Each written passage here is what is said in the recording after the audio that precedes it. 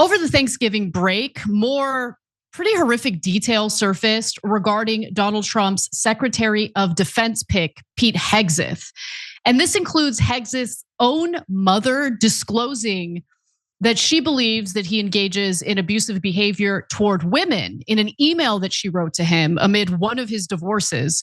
And I'm gonna get to that later in this story. But first, I wanna focus on some of the bombshell reporting that was carried out by the New Yorker. Jane Mayer is the reporter here who basically found some information in a 7-page report from the time that Pete Hegseth was leading the Veterans for Freedom and Concerned Veterans for America, CVA, from 2013 to 2016. Apparently, in his staff, there were 2 whistleblowers who actually reported some of his behavior, which they found to be inappropriate, including chaos at a Louisiana strip club, that he fostered a culture of sexism, a hateful and Islamophobic outburst in Ohio, and they claimed that donor funds were being used for partying and hookups. I know I'm a bad person, but one of these things I don't think is that big of a deal, but a lot of the other stuff is horrible. So let me start with the, in my opinion, lightest accusations. So again, the report on Hegseth's allegations began when he took his CVA team to a strip club. So in late November of 2014, Hegseth and his team deployed to Louisiana for a US Senate runoff. This is when, according to the whistleblower complaint, Hegseth took the CVA team to the strip club where he was so drunk he tried to get on the stage and dance with the strippers. So that's not great. I don't think that's the worst thing in the world, but a female CVA associate, the report says, had to get him off the stage, adding she had to intervene with security to prevent him from getting thrown out. The whistleblower continued as if in disbelief. A Fox News contributor with the rank of captain at the time in the National Guard and the CEO of a veterans organization was in a strip club trying to dance with strippers. Now, what he did after that, allegedly, based on what this whistleblower is saying, is way, way worse. And I'm gonna get to that in just a minute. But thoughts so far, Cenk? Yeah, I agree with you completely. I draw the lines to the same place you do. Like, look, some guy gets too drunk and tries to dance with the strippers. It's not appropriate in a workplace environment, and especially when you're the boss. But is that the end of the world? It's not the end of the world, okay?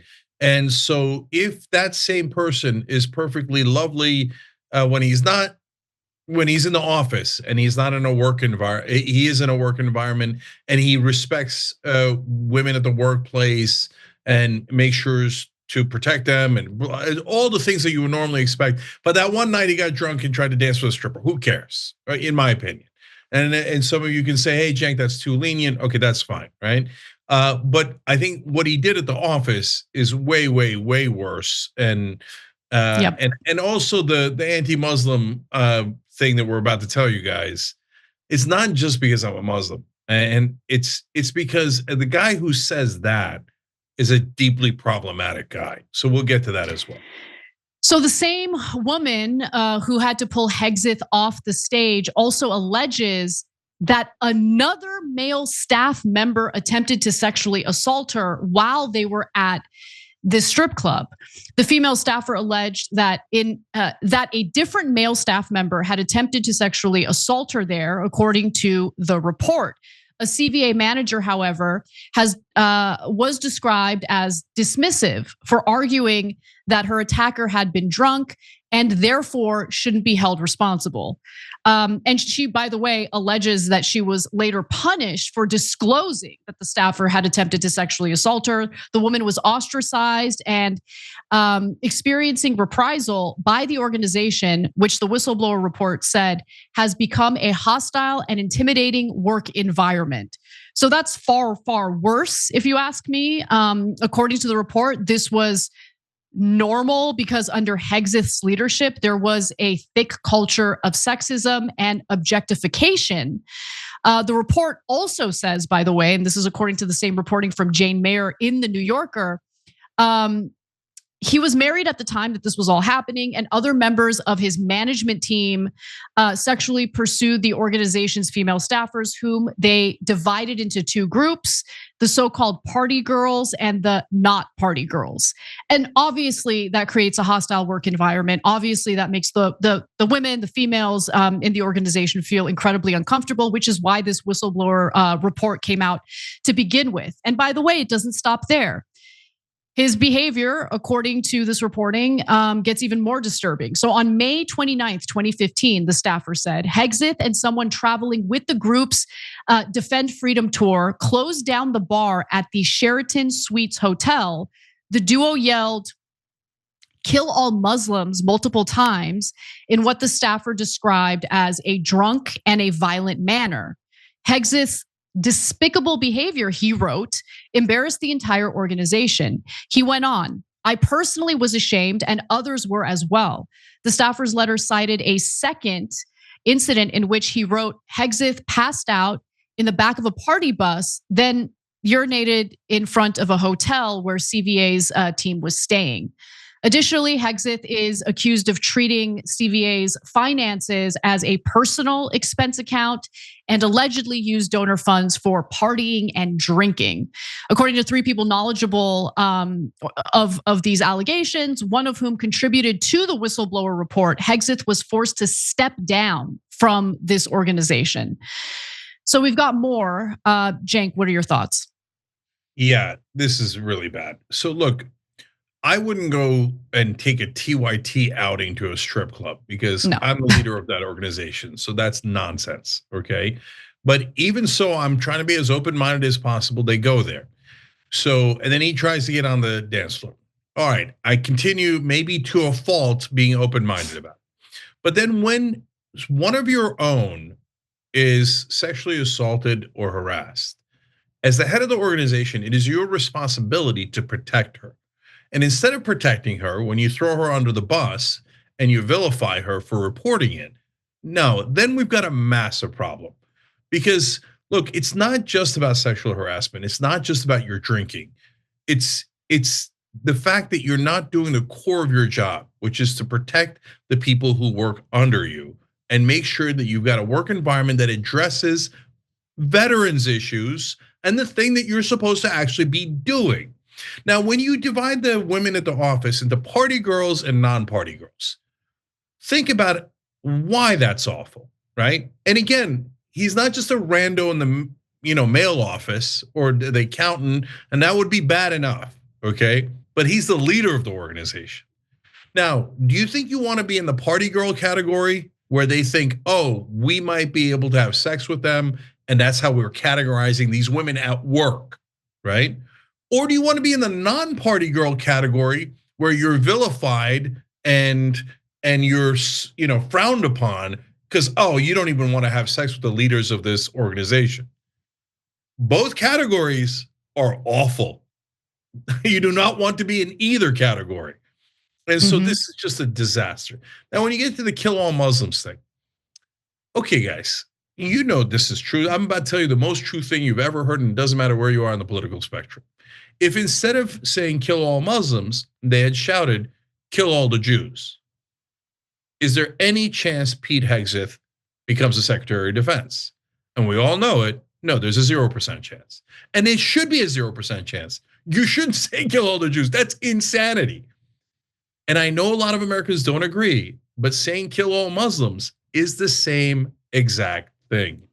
It's just a different religion, a different group of folks. And killing all of them or saying you want to kill all of them is not 1% better than saying kill all the Jews or kill the Christians or anything like that. So this guy is despicable and he belongs nowhere in the Department of Defense, let alone leading the Department of Defense. Totally out of control.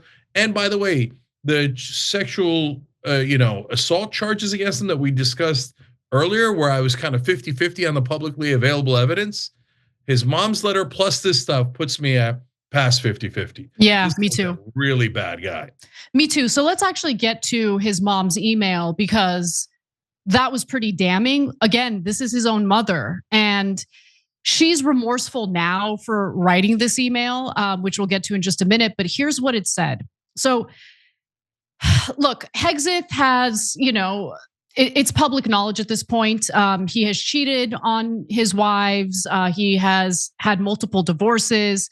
And so the New York Times had obtained an email by his 70-year-old mother, Penelope Hegseth, after his son's contentious divorce from his second wife, Samantha. So Samantha was not only his second wife, she's also the mother of 3 of his children. And here's what she wrote in the email. On behalf of all the women, and I know it's many, you have abused in some way, I say, get some help and take an honest look at yourself.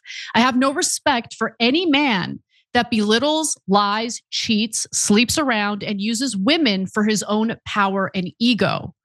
You are that man and have been for years. And as your mother, it pains me and embarrasses me to say that, but it is the sad, sad truth. For you to try to label her as unstable, meaning Samantha, for your own advantage is despicable and abusive. Is there any sense of decency left in you? She, Samantha, did not ask for or deserve any of what has come to her by your hand. Neither did Meredith. And Meredith was his first wife. So Penelope now claims that she regrets sending the email, telling the Times, quote, "It is not true. It has never been true. I know my son. He is a good father, husband." She said that publishing the contents of the first email was disgusting. And I should note that after she sent the first email, sometime afterward, she basically messaged him again to apologize for the email. What are your thoughts on that? I think that there's a certain level of clarity, Cenk, coming from his mother here. And look, I'm sure she loves her son. And so I think she did feel these things, but then didn't want to lose her son, didn't want to destroy her relationship with him for being too harsh, which led to the second email. But like, you wrote it because you felt it. And I mean, you look at the allegations against Hegseth, you look at the infidelity, the multiple divorces, which by the way happens, people get divorced. I'm not judging over that. But when you take all of that together and put it in context, it just doesn't look good for Hegseth at all. Yeah. Look, I hate going into their personal lives, and I hate the fact that the mom's letter, which she didn't want to come out, is out. And I'm not judging him for his divorces. I'm not judging him for even his infidelity. And you could say, hey, on a personal level, that really bothers me. Okay, that's fine, no problem. Okay. But that shouldn't affect policy. That shouldn't affect politics, in my opinion, whether it's a Democrat or Republican. And I always think about a shoe on the other foot, right? So I don't know how many marriages Democratic nominees had, and I'm not concerned about it. But did the mom mean the things that she wrote in the first letter? Of course she did. I mean, you don't write that kind of harsh stuff about your son unless you meant it. And it reminded me a little bit of Ivana Trump's statements in the divorce proceedings against Donald Trump, which she then later took back after they reached a divorce settlement. But she had written them in her book and in the deposition, and the vicious things that Donald Trump did to her. So there's no way to put that horse back in the barn. We know that those things happened because they said it in a moment of truth and clarity, right?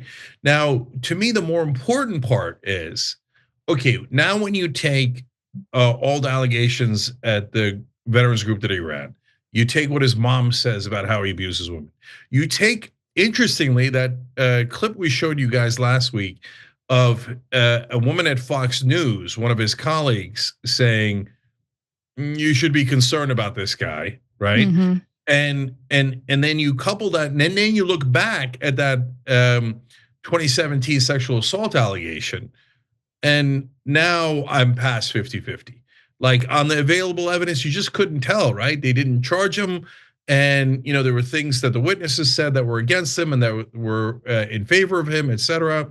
But when you see the overwhelming pattern in his life of just not having any regard for women and what they think and their volition and their consent, et cetera, it makes me and the fact that he quickly settled it. Again, we don't know what he settled at, the civil suit regarding that sexual assault allegation. We don't know how much he settled for.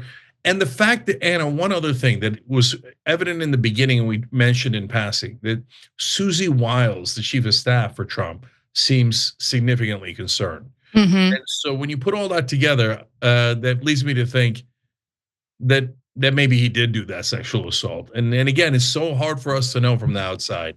And any way you slice it, though, even if you say, hey, that's not good enough evidence, I'm not going to hold that against him. What he did at the veterans group is bad enough on its own. It's an absolute deal breaker. And so if you say no, it's not a deal breaker as Secretary of Defense, who cares if he takes the hardworking women who are trying to protect our nation and divides them into party girls and non-party girls? And if he's, oh yeah, maybe he doesn't want to kill the Christians or the Jews, but hey, maybe he'll kill all the Muslims and the Buddhists. Yeah, no, I'm not interested in that guy. That's a really bad guy. Is a terrible pick for Secretary of Defense. Thanks for watching the Young Turks. Really appreciate it. Another way to show support is through YouTube memberships. You'll get to interact with us more. There's live chat emojis, badges. You've got emojis of me, Anna, John, JR. So those are super fun. But you also get playback of our exclusive member-only shows and specials right after they air. So all of that, all you gotta do is click that join button right underneath the video. Thank you.